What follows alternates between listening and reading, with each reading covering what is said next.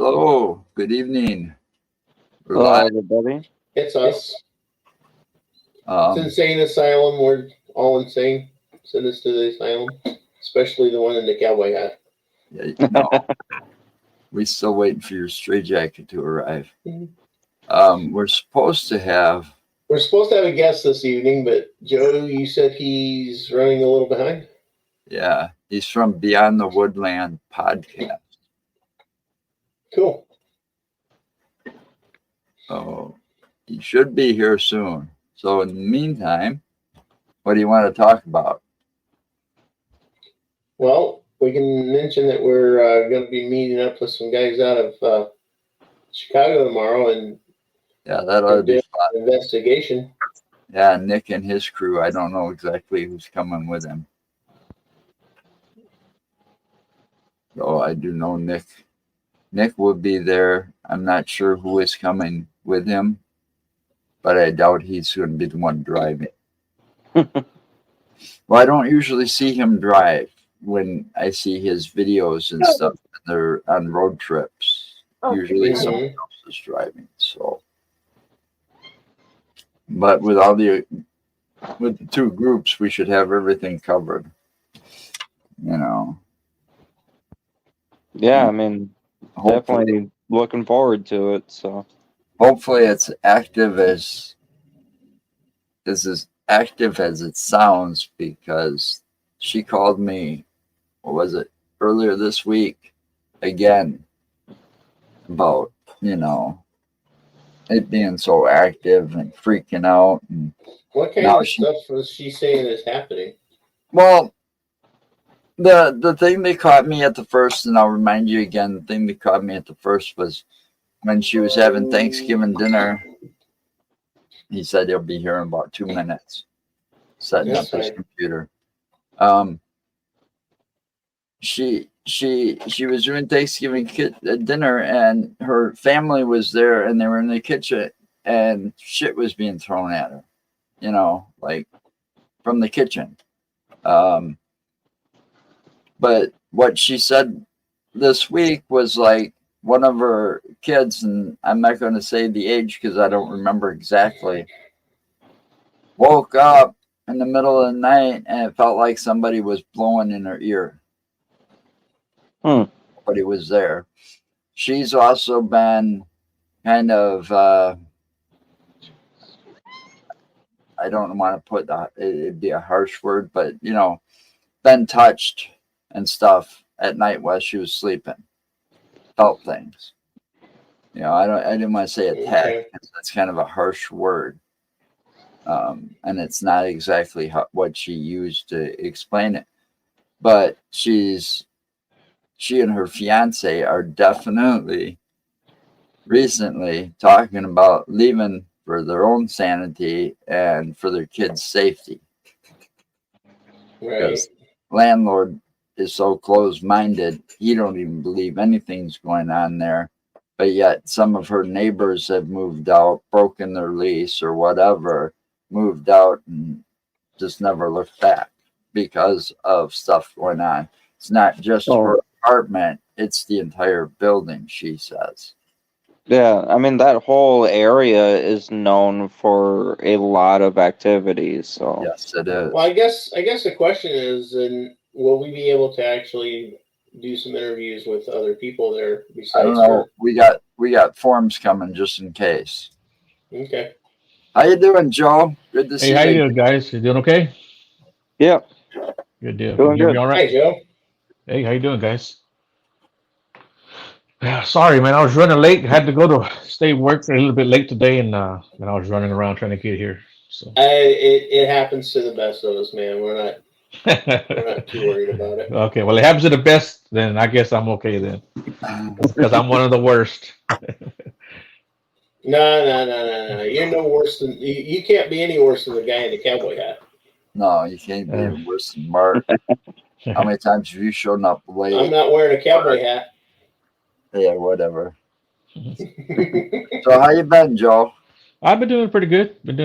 Man. Just trying to stay busy, man. And like I said, these last couple of weeks, we've been balls to the walls at work, man. Just busy. But that's a good thing, I I know how guess. that goes. Yeah. Yeah. We're finishing up a transition where our Mhm. company was taken over. Oh, okay. We've kind of merged. So Kind of Okay. merged. yeah, kind of merged. Everybody Mhm. everybody went over to the new company. So I get it. Mhm. It's been kind of heck. And then of course with that, and then also the holidays hitting. Yeah, the holidays were pretty rough. Mm. Got quite busy for a while there. Yeah. So Anyway, tell us more about Beyond the Woodland Woodline. Woodline. Yeah. Beyond the Yeah. Woodline podcast. Right. Yeah. It's my podcast, and I cover everything from cryptids to paranormal, UFO, alien stuff. Um, I've got tarot card readers, psychic mediums, remote viewers, Tarot card all reader. yeah, all kinds of stuff. And it's going to be my show Monday. She's a young lady. She reads tarot and does astrology, so she should be really cool person to have on. I've talked to her a few times already, of course, but she's super cool, super cool. Cool.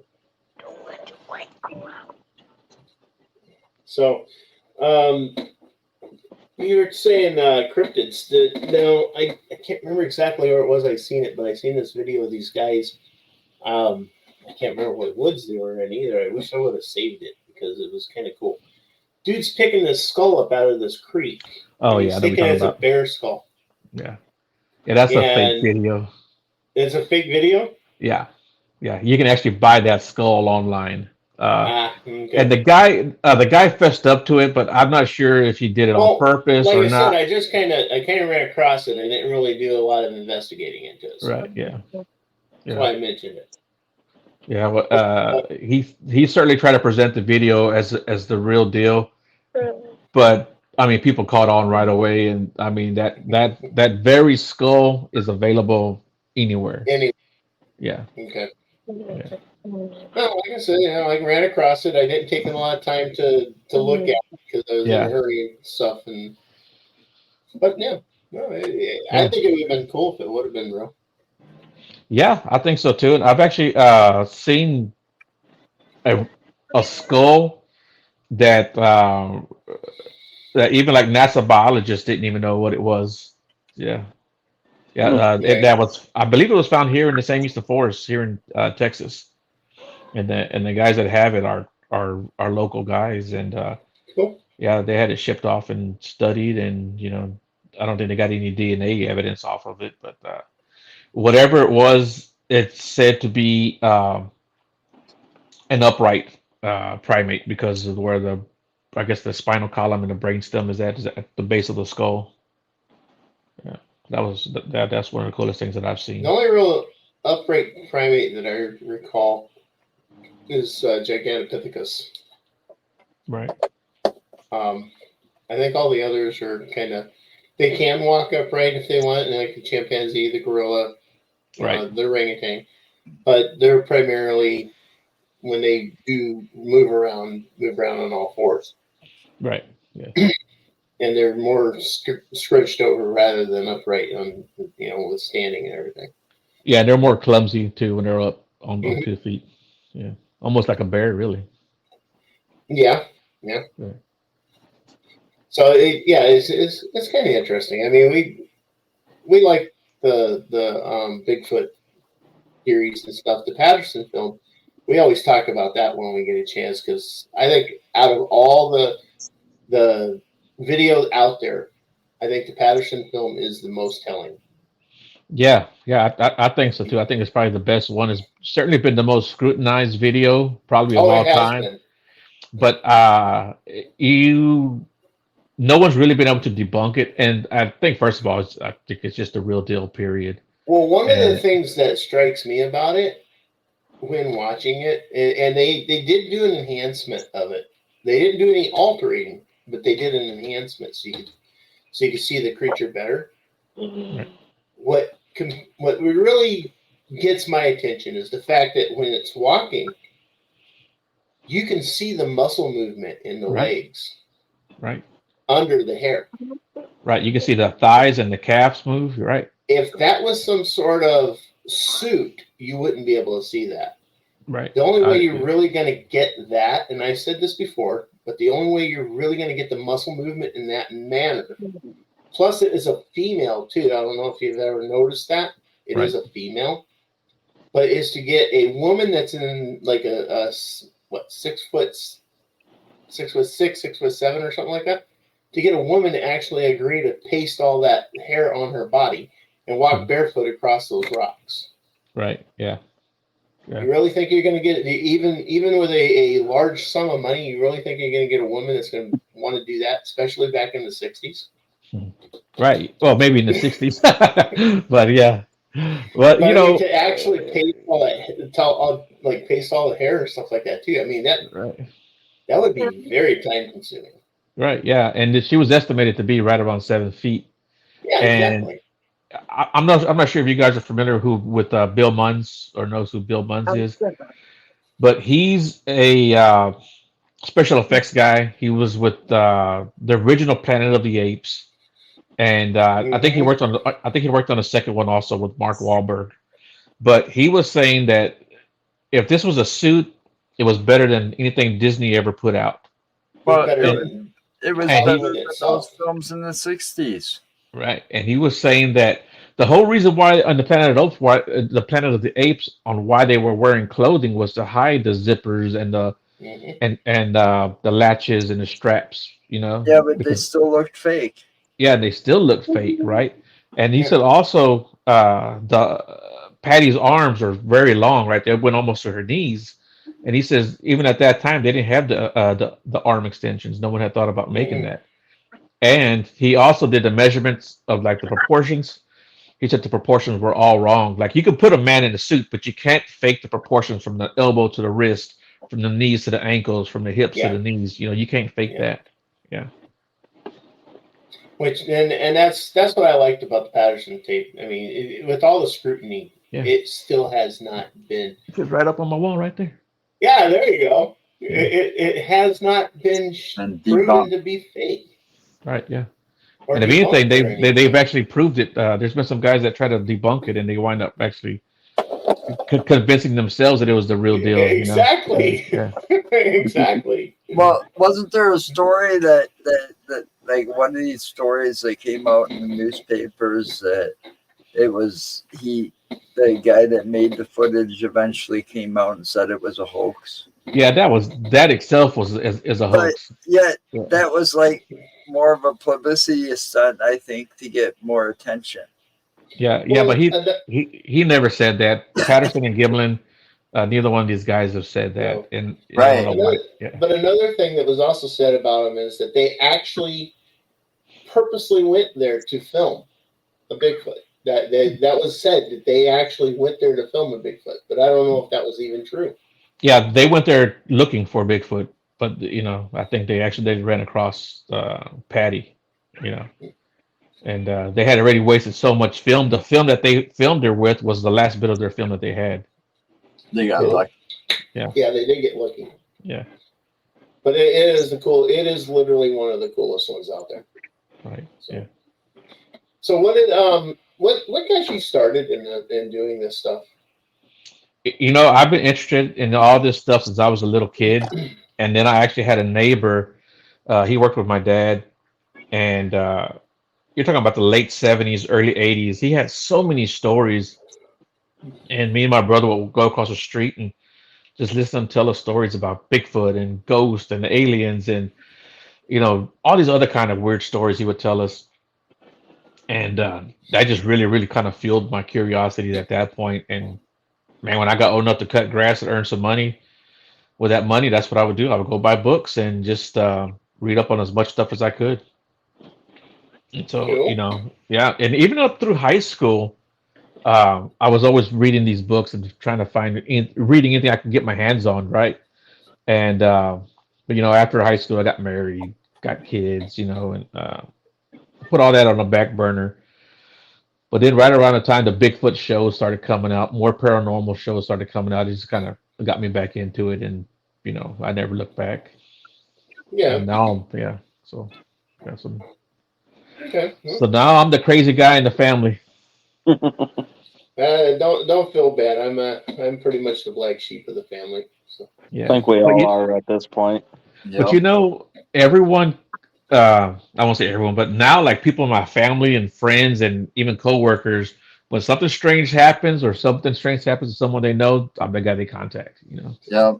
Yeah. That seems to be, as time goes on, since I think even since we started, it was less acceptable than it is now. But I think it's like more people are opening their minds to it, Right. and it's becoming, more, I guess, socially acceptable in our Right. society to talk about it compared to 10, 20, 30 years ago. Right. Yeah. Where they might have back in the 70s, if you were to talk about it, oh, hey, I saw Bigfoot, you might end up in the nut house. Right. Or you could literally be like ostracized from a community, especially Right. when people, that are like in the Bible Belt, they didn't want you talking about that Oh, stuff, hell yeah. you know. Bible Belt's bad, and a lot of my family lives down in Oklahoma, and that's part of the Bible Yeah. Belt down there. Right. Yeah. So yeah, they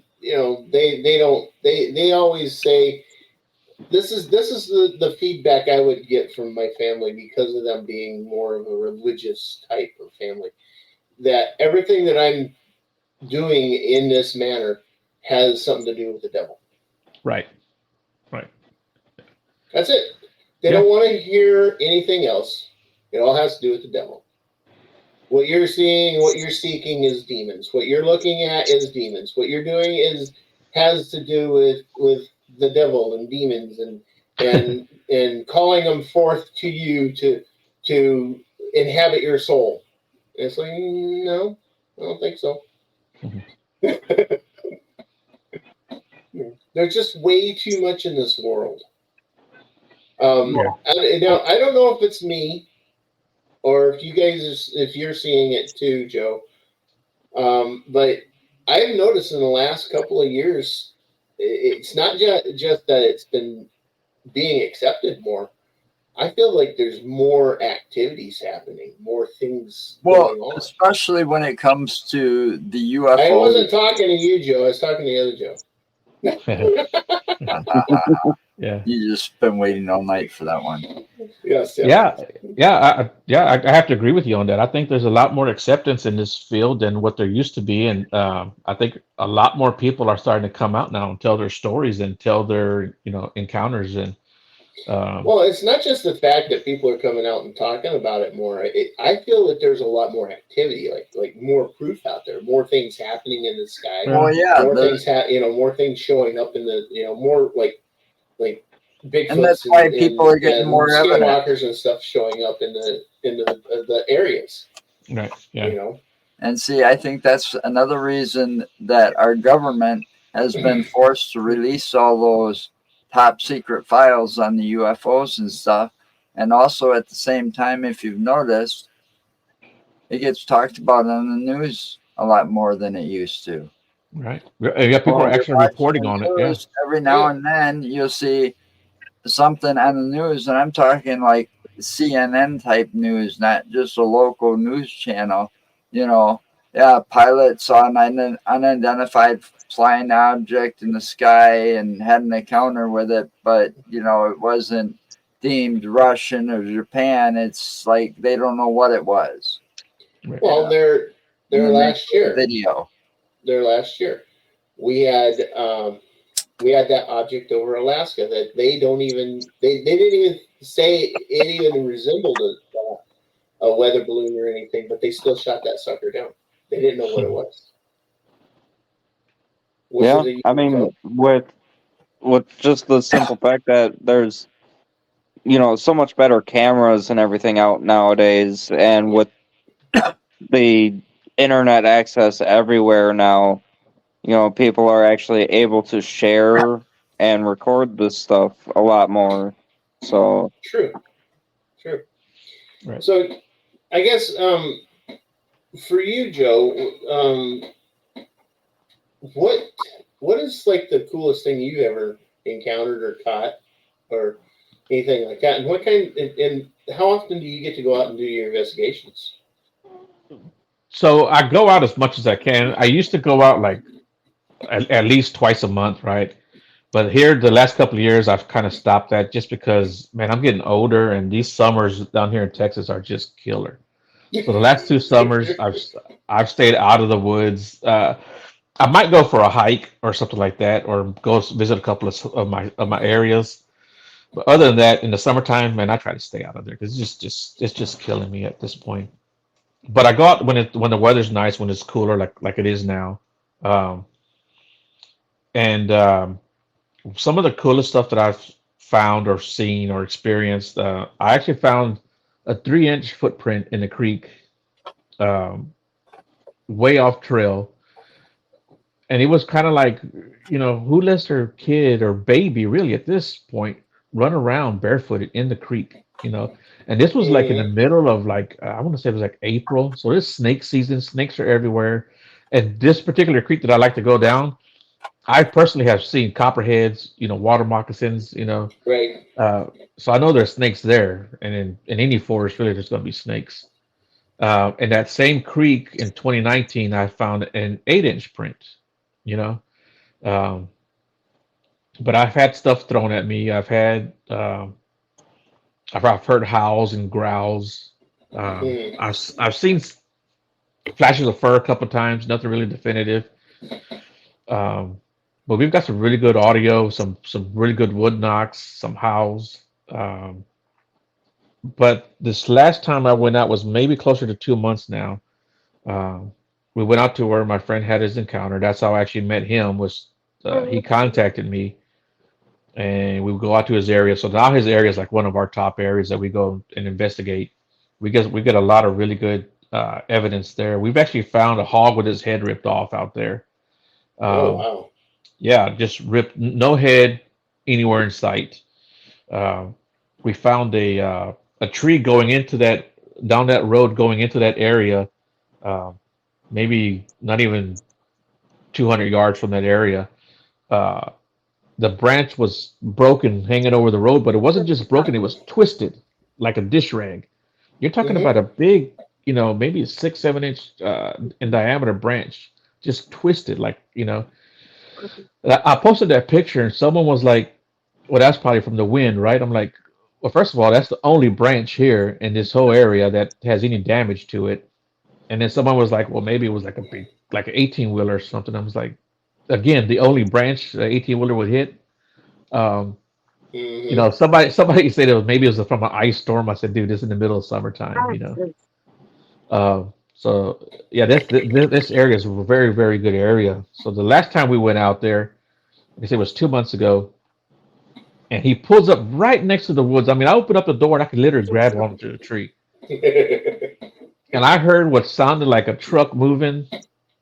Maybe it was like maybe 5 feet away from me, and it moved back maybe an additional 10 feet, and you could just hear all this brush being displaced, right, being moved. Mm-hmm. And so when I got off and I walked towards the back of the truck, and my buddy Walter's like, he's pointing like, "Hey, I hear it," and I'm like pointing to him like, "Yeah, I hear it too, right?" Yeah. And so at this time we turned our flashlights on, and we're trying to see what the hell's going on, and so like we call that our 12 o'clock. So like towards our 2 o'clock, we heard more movement, like something was actually like stepping, like loud, solid crunches, and we put our flashlights in that direction.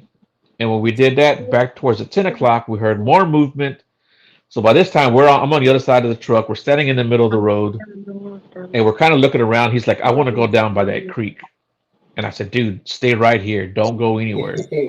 He's like, "No, I want to go near that creek because that creek is where he had his sighting." Uh, and so he starts going towards that creek. I'll start walking down the road, and as I'm walking further down that road, he's going into that creek area. He's going into the woods at this point. There's like a little opening, and uh, he's like, "Watch my back." I'm like, "Dude, I got the whole other side of the road. It's all forest and on that side." I'm like, "I got the whole forest on my back." I said, you need to, be careful, watch your ass, And he starts going down down that bank, and I hear this thud. Well, let me tell you the sequence of events that happened. I hear like this tongue pop. It was like this weirdest tongue pop, tongue clicking, whatever people want to call it. Mm-hmm. And when I heard that, immediately after that, it sounded like something got thrown through the trees because you could hear the limbs hitting, right? Mm-hmm. And then also there was a thud down the road from us, maybe, I don't know, 40 feet from us. And like what I tell everyone is like, it sounded like someone got like a basketball sized rock and hit the ground really hard with it, right? So at that particular time, I was like, okay, that's just a distraction. I'm not going to look down that way, or I'm not going to go down that way and investigate. I'm going to stay over here by Walter where I could see his flashlight. I couldn't really see him, but I could see his flashlight. So I'm going down that creek, and there's actually like a little culvert that crosses, that's packed with sand that you can cross. Small cars can cross the creek with. It's really just a cheap little bridge, really. So I saw him going down that way. I said, okay, well, I'm gonna go down on the other side of this culvert. This may be, I don't know, 20, 25 feet wide. I said, I'm gonna go down this way. He's going towards the left. So I'm gonna go down towards the right. So as I'm getting close to that bank, I hear movement on the bank. And then I hear a couple of splashes, and it sounded like it was going under that culvert. So I immediately turned around and flashed my light. I was going to yell out. I was going to say Walter, right? As soon as I opened my mouth, he's coming up. He's like, nope, nope, because they're down there. I hear them moving. They're in that culvert. And I said, well, let's get in the truck. Let's get the hell out of here. Because at this time, I was really, really feeling that we were surrounding or getting surrounded, and that they were regrouping. Yep. And whatever it was, I'm telling you guys right now, they didn't run away. That's what kind of freaked me out. There was no vocalizations. Deer will blow at you, grunt at you, stomp at you. Hogs just walking around, you can hear them breathing and snorting. Mm-hmm. And uh, any other animal would have like growled or hissed And at us, or coyotes yeah, would have yelled. yeah, foxes, Wolves you know, Foxes. howling. bobcats, um, and whatever it it was big, especially when I opened up that door. Like I said, it just sounded like a whole bunch of Right. breath was being Any of displaced. those kind of creatures like that would react to your encroachment Well, on their area. Yeah, and they would bolt, and they would run away, and I know they would because I've had it happen hundreds of times. Coons would take off. They'd actually scurry out and get away from you Right, because and they're not gonna stand and fight. right. So we get back in the truck and we're driving down the road, and we kind of talk about it, and we had like a 25-minute ride back to the camp. And so as I'm replaying everything, the thud I heard in the road, initially I thought that it was a distraction and something got thrown, right? But as I got to replay the events, I don't think that's what it was because there was nothing in the road when we left. And plus, like I said, it was one solid thud. It wasn't like a thud you hear it roll or tumble or anything like that. And so I think something jumped across the road, behind us. And that's, Could have been. yeah, yeah. So, and we were only there like 3 minutes tops, but in those 3 minutes, I was really, really freaked out. It really freaked me out, and So when you guys go out like that, do you go armed or are you yeah, just yeah. have Usually your we go equipment? armed. Yeah, we usually go armed. That particular night, we didn't really plan on going out there, because he works nights, and man, he got to camp, and we were barbecue. Well, we were grilling some food, and he was falling asleep. So I said, man, he's tired. I don't want to take him out there. I figured we stay around our camp area and go to this one bridge that we like to go to and hang out, and Mm-hmm. we get some activity out there on that one bridge. But we get out to that bridge and there's people fishing. I mean, there's probably like 10 people out there fishing, and I'm like, man, So we go out to this other little location that we like to go to, and there were people out there too. And he was like, well, do you want to go out to my area? Because I knew it was like a good little drive. It's like a 25-minute drive from our camping area. I was like, dude, if you want to go, we can go. So he's like, yeah, we'll go. But like I said, I knew he was tired, so we really didn't plan on doing anything too much. But we Right. usually leave our recorders or trail cams out there, but we didn't this time because we didn't even have a chance to. Yeah, yeah, Yeah, it I was was kind of wondering. So you do put trail cams out? right, yeah. I've never gotten anything other than a gray mist one day, but that was it.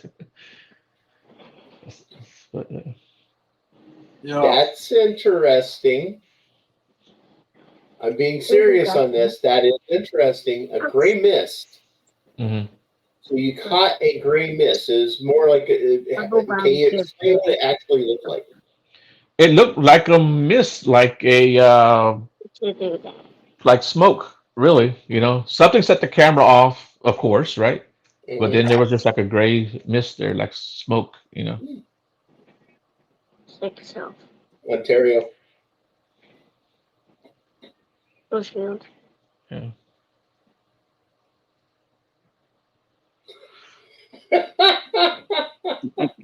I listen. Yeah. And I already know about the spirits. This house is 1900. Mhm. It was built, and there's activity in my house. And not just that, I also draw in spirits that like to follow me around. So. Mhm. Draw. Sorry. And yeah, egg them on. No, I draw them in. I'll ag them on if I have to. So I was watching a documentary the other day. Do you ever hear of the Ozark Holler? Right. Yeah. You've heard of that? Mhm. Well, I was watching I've seen a few different people on TV. They're the ones on TV that I've watched go after trying to find evidence and proof of this thing. Well, what I was watching the other night, they actually went and met with some witnesses, and they had audio, so they played back the audio, and it's funny because again, this goes back to my theory of any cat can have this melatonin, to be all black. But basically, they kind of proved or kind of dismissed the whole Ozark Howler thing as just a large bobcat that's all black. Hmm. Because the sounds and the tracks that were found, the experts basically put it all. The first thing that came to mind was bobcat. First thing that came to my mind when I heard that sound was bobcat. Hmm. So it was pretty convincing, and I guess that's another way technology is proven how some of these things are just a misidentification. Yeah. Yeah. But no, I want to get back to that mist. The Mhm. reason I say something about that, Uh-oh. we have a guy that we have been out to his property a couple of times. We're going out there again in August. And we are going back out there again in August to do some more investigation, to do another. He has trail cams up around his property. And he's got, I think he said something in the neighborhood of 300,000 pictures already from these trail cams over the last 8 years, I think it's been. And he's got pictures of, off of one trail cam, an entire day of nothing but a gray, foggy looking mist. Hmm. It came in and it stayed in the picture and it kept getting triggered. So it kept getting pictures. Right. So that's kind of interesting too, because of the fact that he, you being into the cryptids and everything, you probably have heard of the Dog Man of Michigan, correct? Right. Yeah. Have you heard of the Beast of Bray Road? Right. Yes, sir. Okay, the Beast of Bray Road is the one that I'm talking about, and this gentleman that we go out to his place, he's not actually on Bray Road. He's about a cornfield distance away from Bray Road. Mhm. About a quarter mile away. Not roughly. quite. I don't think it's quite a quarter mile. I think it's closer than that. But his property, he has 34 acres of property that he grows hay on. So because him and his wife have a horse boarding farm down in Illinois, and he has that property there. He comes up and harvests, I think, 3 times a year. But he's got intriguing photographs from his trail cams from being out there. Well, not just that, he's also got the plaster casts. He does have plaster cast, yes. And the stories that he's got to tell are just unbelievable. And he gave us some pictures too, and some of the pictures that he gave us are just outrageously crazy. And his property was actually dubbed the Skinwalker Ranch of Wisconsin. Not Oh, by nice. us, by someone else. Barnaby Jones from Caps. But the reason I say that, though, is because with the activity that he's having and the activity that you're experiencing out in your area there, and then you capture that, and then here he's capturing a similar, similar kind of set. It just makes me wonder if there's some sort of connection like that too with a Bigfoot or some sort of creature that may be similar or something. I think Bigfoot itself is a flesh and blood creature. I'm in the flesh and blood camp, but that's not to say that I don't think other things exist or there are other entities or even other beings. Mm-hmm. You know, uh, so I believe that totally. But Bigfoot itself, I think, is just a flesh and blood creature, and I think anything that happens around it is coincidental. I don't think. Well, I'm not doubting that it's a flesh and blood creature, but Yeah. here's another thing that I'm kind of wondering because there are people in the cryptid community that are saying that Bigfoot may also be an interdimensional creature because of the fact that we have very little evidence other than the footprints. Mhm. You know, Well, I we don't. really don't have any. I am not on the interdimensional, jumping through portals, turning into orbs, other extraterrestrial being. I am not in that camp. Well, I'm not talking about. I I'm am thinking very more along. unpopular in the cryptid world. I've made a lot of people mad with saying that, and it's funny because you have the Maybe camp they're not. that. Well, it's funny because you have the camp that says that they can turn into orbs. You have No, the camp that says I that don't they know are that. interdimensional. You have the camp that says they can open portals and jump through portals. You have the camp that says they cloak. You have the camp that says they're extraterrestrial beings. And you have a camp that says they're paranormal. There's a camp that says they're supernatural. You're talking about something that Marvel or DC Comics would love to freaking have at this point. You know, Oh yeah, uh, no, I agree with you on that. so Well, it's like it's got it if it's all of these or one of them, we got to come to a decision here. But I'm also in the camp of let's find the thing, let's discover the thing and go from there. You know, Well, yeah, uh, yeah. There are a lot of them too that are saying that it is that they feel that it could be a descendant of the Neanderthal that has yeah, just kind of figured out a way of keeping itself hidden and and that's from another modern thing too man. because there are studies that are supposedly people have gotten DNA, however Hmm. they say they've gotten it, and there are There, reports of varying that it's a non-human primate, that it is a mhm. primate, that it's a human, that it's not a But human. So, there's like I there's said, also there's also those out there that are saying that it's a possibility that it is a evolved species of the Gigantopithecus. right, right, yeah, and That what's has to say learned is how to avoid that's human contact. that's just what I was gonna say. What's to say the thing's not intelligent enough to hide its tracking? Maybe it's got a thing like they're like dogs do. They got a certain area where they take their dumps, and you ain't never gonna find it because there's a lot of areas humans can't get through right. because it's too thick. Well, The wood well, thick think for us. about this: if they pump in, if they take a dump in ponds or streams or lakes, you'll never Right, find it.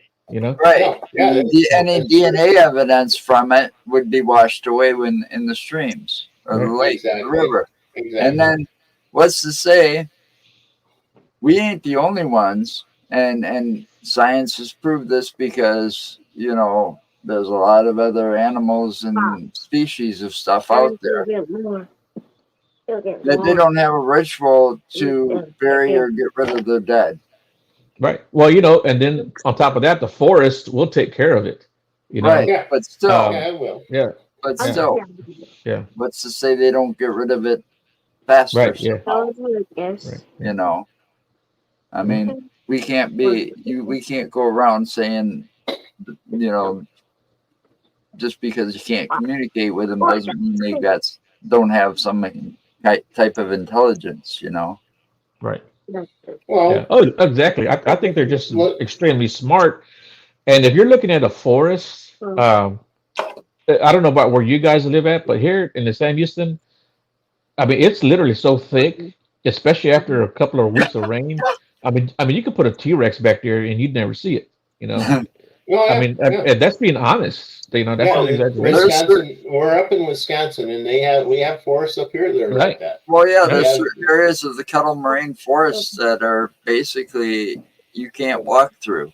Right. Yeah. There's no way in hell You know, and unless you you got got a Michigan. chainsaw with you, you know, to Michigan's the lead same the way. way. Michigan has areas of forests that are really thick. You know, and you know, and then where I originally come from, California. Shit, man, the California Sierra Nevadas up there. Hmm. I used to go up there all the time and hike and fish and camp and do stupid shit, but Yeah. but you know, there are areas up there where you don't even want to try and walk through because there's no way of getting through it. Right. Yeah. You know, and then I've actually been on hikes in the California mountains where I've had bobcats, or not bobcats, but mountain lions following me. Yeah. That's crazy. Yeah. Following me to hunting me. Well, yeah, Basically, what you they don't were know, doing. and the thing is, you don't know when those things are following you. I did. Yeah, but just say most I people heard 'em. aren't going to know that they're being followed. Well, Right? no, The no, average person, if the you're out average there, person that goes up there and does that shit, they like don't. you get these amateurs that are out there. Well, these people out there that are paranormal investigators, and they don't research the area well enough to know what wildlife is out there. They're not going to know what's going to be following them. I mean, Hmm. you wouldn't even know a wolf pack was near until that thing had you surrounded, and Right. that one wolf came out to get your attention. Yep. Right. You know, right in front of you. In the meantime, the rest of them are ready to pounce. Yeah. Oh, yeah. You know, That's wolves you know, basically hunt in packs like raptors do. I mean, people need to take that safety and the precaution when they go out, at least, especially if you're going in the woods searching for like Bigfoot or the dog man. Know what's out there. Know That's why what's I naturally out there. That's why I asked him if he goes armed or not. You Yeah. know? Most of the time we do go out there armed, and it's I really mean, more it for is smart to do that. yeah. Yeah, we go out there mainly for the only reason why we mainly carry guns is for other animals because you're not going to take anything down with with a pistol. It's hard enough to kill a hog with a 45. You know. Yeah, I know. Yeah. I used to have a .357 revolver that I carried with me. Now I got a 9mm. Okay. You don't A have few more. See, we don't have to worry about the hogs. We'd have No. to worry about wolves, coyotes, mountain lions, Rabid cougars, coons, whatever, you know, Hmm. cougars, People. cats, people. Yeah. lynx. Lynx ain't nothing. But You know, actually, Joe, you're naming all these animals. Most of them, if you make noise and make yourself look bigger than them, they'll leave you the hell alone. They'll run away. Right. Exactly. Yeah. you know, and then I used to work in the mountains there in California at one of the lodges, and one of my jobs on a Friday night was being night houseman for the what they call lower Kauai. During the day, I'd hand out clean sheets, clean towels, you know, clean linen, pillows, and everything else. And then for about 2 hours after that, I go around picking up the dirty linen. And then after that, up until midnight, I would chase bears out of the encampment. And it was interesting because brown and black bears, doesn't matter how big these frickers are, you come up on them making all kinds of noise, they'll take off running the other direction. Right. Yeah. except for the little blind black bear that I chased up a tree, and he did not like me coming up under him. Yeah, it turned out he was blind, which really sucked because I grown attached to him over the time I was there because of the fact that I was constantly chasing him out of the camp, and he was coming back in. And then the Rangers had to come in and get involved, and they peppered his ass with rock salt, but he still would come back. Oh wow! And then they eventually picked him up, and to transport him, and then they found out that he was blind. So instead of giving him to a zoo, which is what they should have done, they actually put him down. Oh, And it really broke my heart because, like I said, I had become very acquainted with this little guy. what's up, Chris? Anyway, let's get back to your stuff. Mhm. I don't want to be depressing. No, you're good. So, They besides didn't have the, a place like they do here, though. well, A yeah, bear like that bear would have found a home at the Mackenzie Center. Mackenzie Center. He would have loved the Mackenzie Center. I agree with that. But so, besides Bigfoots and stuff like that, what other things do you actually go out and do? As a cryptids. I've done a couple of paranormal investigations, but I actually lived in a house where we had a lot of paranormal activity, and that was it wasn't scary, but it was certainly unnerving at times. We had we were always hearing footsteps. We all saw some kind of shadow or figure at one point or time or another. We've all been poked or tapped on the shoulder or whatever.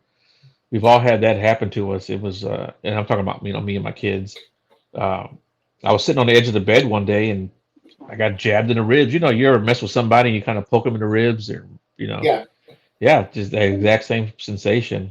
Um, you know, um, one day my daughter called me. She was like, "Hey, I made some tacos. Some duck tacos. If you want some." I'm like, "Yeah, I'll stop by." So, well, this time I was ready out of that house, and so I stopped by, and her boyfriend at the time, they were telling him stories about everything that happened. And I said, "Dude, these kitchen sink used to come on, the bathroom shower would come on. Uh, the bathroom shower, it had one of those big knobs you had to like pull out and then turn, for hot or cold.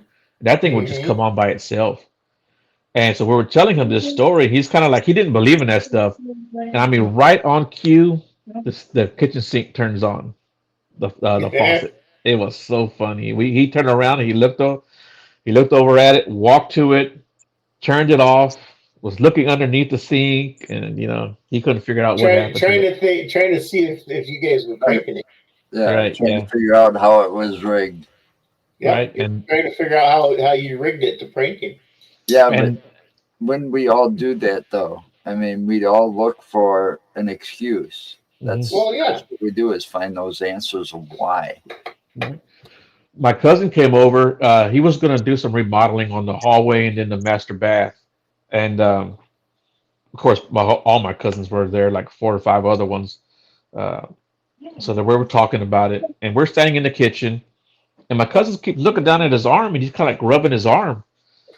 And when he keeps messing with his arm, me and my family were looking at him, and then we're looking at each other like, okay, something's going on with Manuel, and we just knew something was going on. And then finally, he looks at my other cousin. He goes, "Dude, what are you doing to me?" It's like, "What do you mean?" He goes, "You're grabbing my arm." He goes, "Dude, I'm standing way over here." He said, "Well, I can feel somebody grabbing my arm." So he gets into the corner of the kitchen so that he can see everyone there. And he keeps looking down at his arm, and he walks across to the kitchen, and he grabs my arm, and he grabs it like this, really, really tight, and he squeezes it. He goes, "This is what it feels like, right?" So then at this point, we tell him about the house, about everything we've experienced, right? And the next morning, he came in to start working, and he holds his forearm up, and he's got these 4 finger-length bruises on his arm. Wow. Yeah, and we think that it was the owners didn't want him to work on the house. Didn't want him to change. Didn't want the remodeling to happen or the work Right, to yeah, happen. yeah. But every time, this was, man, over 10 years ago. So every time I see him, he talks about that. That's one of the things we talk about. It's kind of cool whenever people who are skeptics actually get things that happen to them, and then right, they can't explain it. right, I yeah, actually love that when it happens. right, yeah. I'll tell you something else. I'll tell you another crazy story that happened last year. Well, no, not last year. 2 years ago, I guess it'd be 2022. My mom turned 72. It was in April. My father passed away in 2012. So we had this party for my mom. We're at her house, and this was on a Sunday actually.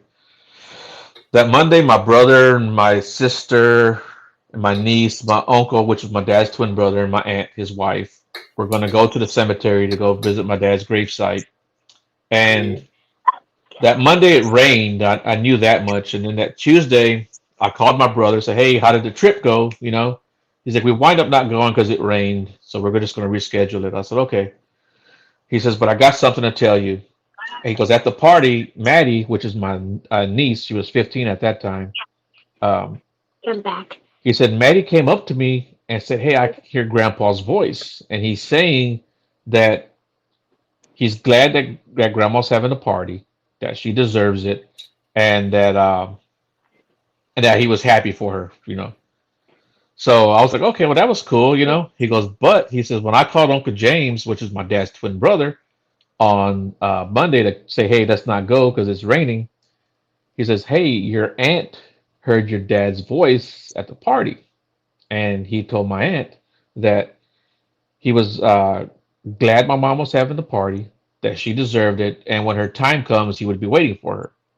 My aunt and my niece, neither one of them knew that the other had heard my dad's voice. So that was pretty cool, really. That two people had the same experience at That the that to me tells me that they are both sensitives. right. Well, we're definitely sure that my niece is. Yeah. hmm Yeah. That would tell me that they are both sensitives and can actually sense and see, hear, and feel spirits. Right. Yeah. So I Yeah. love hearing stories like that. Yeah. I Yeah. really do. Yeah. But I mean, I think I've always felt my dad when he was around.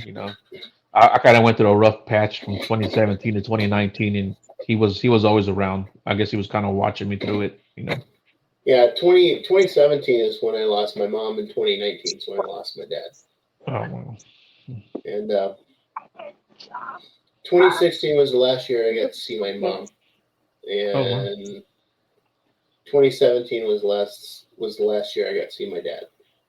It was at her funeral because my eldest sister decided she needed to move him out to Oklahoma with her, Mm. and then told me 2 days later after he passed. Oh wow. That's kind of crazy. Didn't tell me on the day. Told me two Hmm. days later. Wow. So Wow. yeah, Hmm. wasn't very happy about that. Yeah. So, Hmm. but no, yeah, and I have, you know, I like working with crystals. I don't know if you do any of that stuff or. Oh yeah, I got a bunch of crystals right behind me. I got my crystals. I got my tarot cards. I got oracle cards. These are haunted dolls. They're not my haunted dolls. They belong to a friend of mine. Um, I got my little REM pod. Yeah, I've got an EMF meter. Yeah, I got all kinds of stuff. Yeah, but I got crystals. I got a pendulum. Yeah, So yeah, I feel that whenever you do get crystals, that the crystal chooses you. You don't choose it. yeah. It Most of always the time. finds you. It Sometimes I always see a finds cool you. one and I want it. That's because it called out to you. Yeah. But in 2016, on our way back from visiting my parents, we stayed the night in Vegas and went to In-N-Out Burger for lunch that day before we left Vegas. Mhm. And when we came out of the In-N-Out Burger and was getting ready to leave, there was this little black pouch laying next to the back tire of the van that we were using. Mhm. And I reached down and picked it up, and I could feel that there was something hard in it, and I didn't think anything of it until after we got in the van. I opened it up when we were pulling out. I opened it up, and it was a black tourmaline. Oh, That nice. was so that crystal I know found me for a reason, and I believe it was because of that particular crystal that helped me get through the loss of my mom. Hmm. It helped me Hold on. come to terms with it. Yeah. So that's why when we were out there for her funeral, I was actually the pillar for the family. So It's pretty cool. That's pretty cool. anyway, what are you shaking your head for, boy?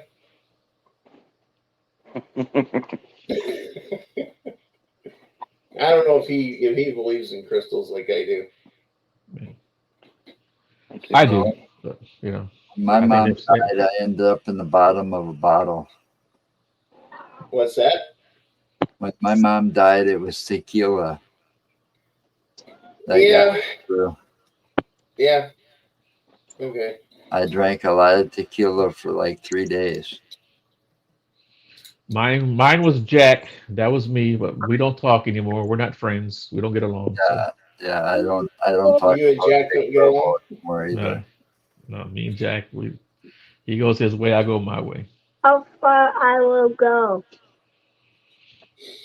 Anyway, so what's up or what's next for you there, Joe?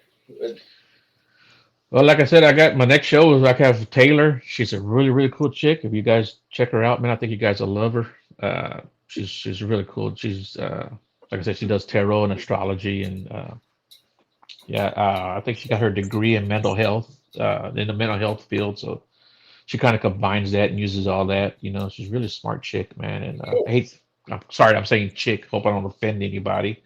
But yeah, she's really cool, man. And then as far as for me, um, I got a trip going out to California in the end of this month, the end of January, to go see my grandbaby. I haven't seen her. And then in the end of February, I got a team from Canada coming here. We're going to do some paranormal and some cryptid research. Cool. Yeah, Very cool. yeah, Sounds like loads of fun. It does. I'm intrigued about the Bigfoot stories that you have in that Yeah. area you're talking about. I think that would be cool to go out there. yeah, definitely. Yeah, if you guys Check ever it out. want to have me back on, man, I've got some pretty cool stories from the Sam Houston, and I actually got a UFO story real quick. I was fishing with my ex-father-in-law close to 20 years now. It has to be, and he's maybe 40, 50 feet down to my right, and he's like, "Hey Joe, look, what's that?" He points up, and there's a freaking craft, not a light, not an orb, not a satellite, not Starlink, a freaking craft right above us, maybe 300 feet above us, and it's a round disc. All we could see was the bottom of it, but it flew right above us. You know, it's very, very slow, very smooth, no lights, no noise. That was one of the coolest things that I had experienced. Yeah, too. I've got tons of stories too. I have seen probably 4 or 5 different crafts in my life. Wow, it's pretty cool, man. First one is when I was like 8 years old. Oh wow. Yeah. All my kids have seen crafts too. I think that's pretty cool that they've all seen it too. So all my kids, 3 of my kids, that's all I got to It's say. it's like I said. I think the activities for UFOs and cryptids and stuff is ramping up. I don't know if it's because people have better cameras and more people have. Well, I think it's also because there's just more of them probably visiting, and it's not like the world's going to go into a panic anymore. We are in the middle of a so change, much. by the way. We are in the middle of an awakening Yeah, for this planet. something's And- going on. Oh, it is. We are. Yeah, we are.